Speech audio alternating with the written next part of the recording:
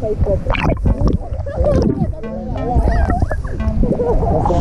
it doesn't make any sense shooting 3200 speed film on the beach, but we're gonna do it anyhow. Hello all you viewers, welcome back to another episode of the Mijonju show. And this is Zamami, the island I'm living on. A few months ago I got a message from Felix and Eric, both really long time buddies of mine, saying they were planning to come visit me in the summer. Felix was gonna come help me documentate a slice of island life experience. Whereas for Eric, he wanted to shoot some new T-Max P3200 and have some drinks and chill. Both buddies just want to hang out just like the old days. So before we get into the main topic today, I gotta go pick up my buddies at the Zamami port. There's only one main port and here they are. Hey Felix! Hey Eric! Now that we have everyone here, it's time to spice things up and we're gonna do something that might sound a bit silly today. We're shooting the T-Max 3200, a new old film. Yeah, I think Kodak stopped making it in 2012. Somehow suddenly decided to reproduce it. I think what they did is they actually reformulated that emulsion to run on like their smaller equipment. So I don't know why and how, but they came back out with it. We're on Zamami Island. So what we're gonna do is, it's a very sunny place. Yeah, so it'll be weird because like shooting 3200 speed film in bright sunlight and like having filters stacking. We're gonna start putting a red, maybe combine it with an ND filter. What does this filter do? That's a different one. Do you mind? I can cut it out. Well, basically, yeah, a combo of like either orange, yellow, and then an ND filter should make it work. Just to get that grainy, sort of, I don't know, gritty image to it, feel, like an image. I'll develop the film and then make contact sheets, get you some friends. Why do you put stacked filters on like a Leica lens? Right? Yeah. Like you destroy the quality, but who gives a shit, you know? Yeah, what if it's the only camera you have and the only film you have? Then you can shoot in all sorts of, from morning to night. Or what if I just want to get that gritty look, like on a sunny day? That's what I need to do. Well, we'll find out. I mean, the thing is, right, if you start stacking filters, you might get vignetting. I think two of them might be alright though. It's a 35, so it's not too wide, maybe on a 28. You'd probably see that. Yeah, 2 would be the max, yeah. Yeah. And they're decent quality filters. But then you get like a Lomo photo. On a Leica. On the Leica. Where's this? Where did you get this case? It looks awesome. Yeah, dude, I Where's it walked from? into Yodobashi Camera in Shinjuku and found this and thought it'd be convenient to have it with me. What does it say on it? Let me see. Japan Camera Hunter, made in Japan. Wow. Heard of that? Not to mention getting one. Okay. Yeah, that's the reason why we're sitting in the shade, because and it's alright to take it out here, it won't be too bad. But so being a 3200 ISO film, like it's extremely light sensitive, and just having the leader stick out like this, you risk light piping. Light piping. Yeah, definitely. And it always says low and subdued light. Yeah. It's there for a reason. Yeah. It's too sensitive, yeah. It's too sensitive. If you were to load that in bright daylight over there, you'd probably ruin the first 4 photos, yeah. Alright, let's go shoot. Let's go shoot. Hiding behind the scenes, Felix will be our cameraman for today. Next up is Ama Port. Well, people living on the hot island like Zamami can't really maintain anything in good shape. It's not us, it's not the people, it's nature. Nature always claims everything back here. The salt water in the air, the heat, the random rain, the typhoon, always destroying and rusting everything that's exposed to air. But well, we have Eric here going against nature by shooting high-speed film on a bright sunny day. So let's look at his setup. Let's explain, you have 2 filters on, right? ND8, probably 3-stop filter, and then... Yeah, 3-stop. And on top of that, B&W... Yellow? It's yellow-green, actually. 060. That's the code for yellow-green. Well, yellow makes everything yellow bright, right? So our skin has a lot of yellow, so our skin looks like more natural that way. Green is nice because so your lips are red, right? So yellow filter would make your lips look too bright. That's not natural, right? Because lips are dark. So that green tint, because green is the opposite of red, so that makes your lips darker, right? So it's a nice balance between, also makes the sky darker, gives you contrast between clouds and the sky. Layers. I don't know why yellow-green is not popular anymore, because it's extremely handy, right? But it's cool because this works only with film. Because if you're a digital camera, you just Photoshop with a raw file. Well, yeah, you can sort of emulate it later on, right? You need to think about it. Instead of like shooting a digital, I'm not dissing digital, I'm just saying like it's easier for digital people to do it without knowing what's happening. It's like instead of post-editing, it's more pre-editing. Few things about the rangefinder is that you're not seeing what the lens is seeing, and even if you stack ND filters on it, it won't affect your rangefinder.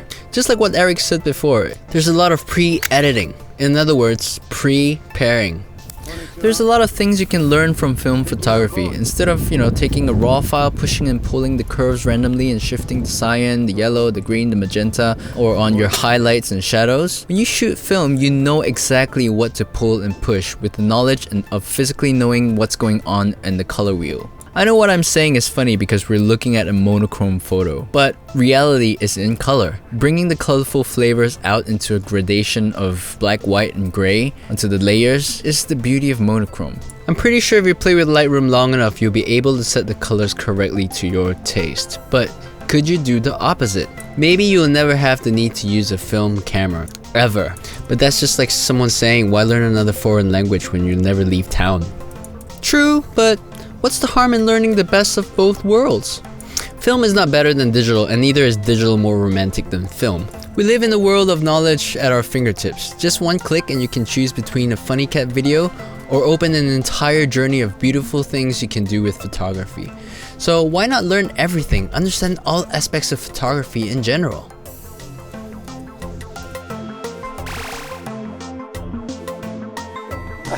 Why did Felix sell all this Leica stuff?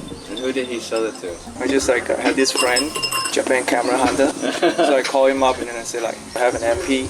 And he's like, what's your serial number? I said it's like, 310-111. It's like, okay, I'll meet you in Shibuya. So he was after the serial number, right? Was it? You remember 310? Anything like 111? It has a lot of one in it. Okay. Yeah. Why did you buy it and why did you sell it? I've been wanting to get it for a while. I didn't want to buy it, like giving myself all the reasons, like expensive and stuff like that. It costs more. And when I saw the number, I was like, okay, This it's is just too tempting. like, okay, just like there was a day that, I was like, okay, I can just get it. I was ready. Where did you find that? I saw it on map camera. Really? Yeah. And then they didn't jack up the price? Because No, they didn't. Really? I think it cost a little bit more, but it wasn't because of the serial number, because it was like, the later batch. Yeah. Because I think 3.1 something, they're all like 2008 or something. Yeah. So I like this part. Like, you actually have your name on it, and it's a tape. Yeah. And then you're like, people are not gonna just rip this off. They're gonna call me. Well, it's because it's Japan, right? Like, if you lose it, there's a decent chance if you put your name on it, it's actually going to come back.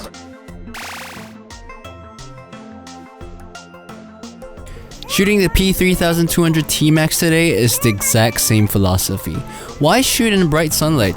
Why even shoot film? I mean, is it really that much more beautiful? Are the grains that much more mesmerizing? Well, it actually kinda is. But, I mean, you can easily achieve something similar with your smartphone. It's not just about the photo, it's the process.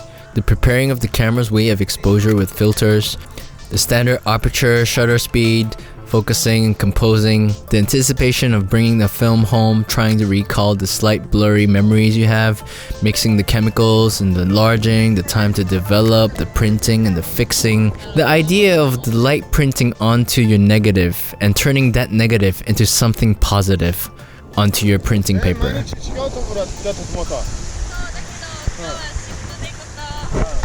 It's just not the same as sticking your SD card into your Lightroom and tweaking the photos.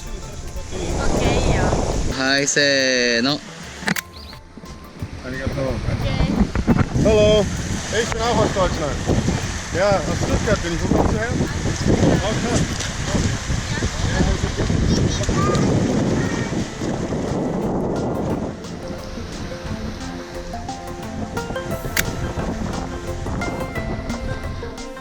It was really fun hanging out with Eric again. It's been 2 years since we last met.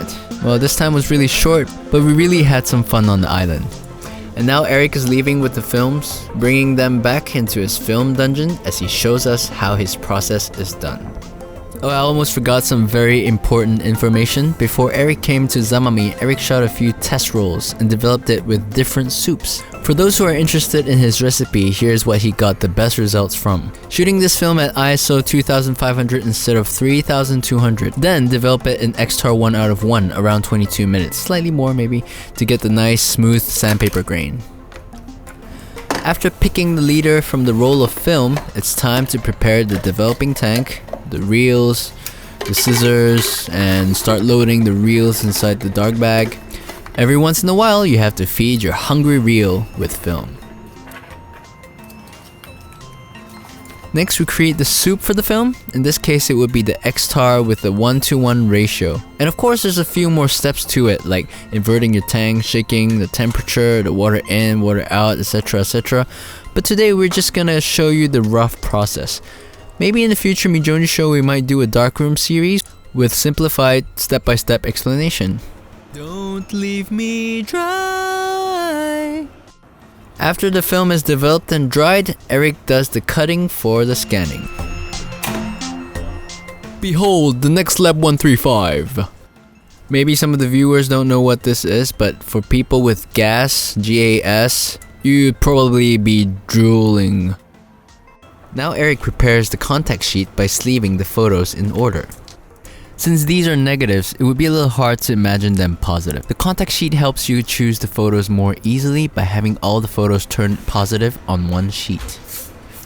Photo paper is then placed under a sleeved negative below the enlarger or any light source. After exposing it to the right time, in this case it was 10 to 12 seconds, it's time to develop and fix it. If you've ever developed photo papers, you'll know that magical moment when the photo appears in front of you.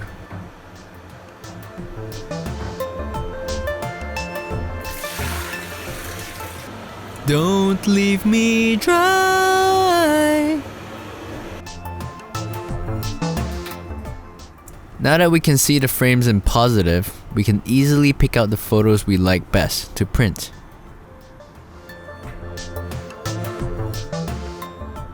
Alright, found it. I guess we'll use this frame for printing. Now prepare the paper, clean the filters, holders, and even the paper sometimes. Remember to check for focus because you don't want to end up with a blurry print. Eric is now doing a printing test strip with a black card covering the photo paper bit by bit to get the right exposure time. By doing this, you don't have to waste photo paper with under or over exposure prints. You can also use it as control. After the developing and stopping, you can see the printing test strip as a measure for exposure. Now it's easier for him to come up with the calculation that's best suited for his final print.